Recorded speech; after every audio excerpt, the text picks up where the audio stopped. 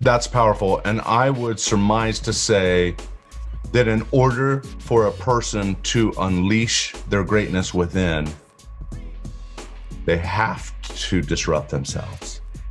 You do. Because Boom. if you keep doing, you know this, if you keep doing what you've always done, you'll keep getting what you've always got. Mm-hmm. The That's challenge is, and maybe we'll get to it later, I want you to go into the S curve a little bit because I think that's really important.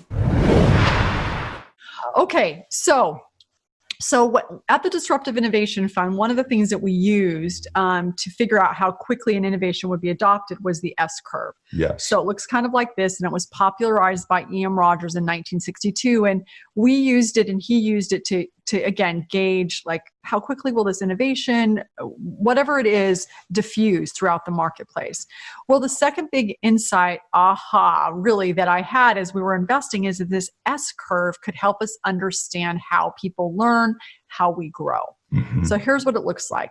So at the base of that S, growth is really slow. Yeah. It feels like a slog, and it's not really slow, it just feels slow because you're moving, but you haven't hit the knee of the curve yet. And so you're moving along, it feels discouraging, you can feel overwhelmed, you feel like you're not making any progress. Mm-hmm. But then what happens is you hit the knee of that curve, and then you move into the steep part of the curve. And this is where you know enough, but not too much. It's hard, but not too hard. And all of your neurons are firing. Yeah. And whereas at the low end of the S curve, the math says lots of time for very little to happen. Now in the sweet spot, in a little time, a lot happens. Totally. That's what it looks and feels like. And that is, the best part of the S curve of learning. And then you get to the top. And what happens at the top?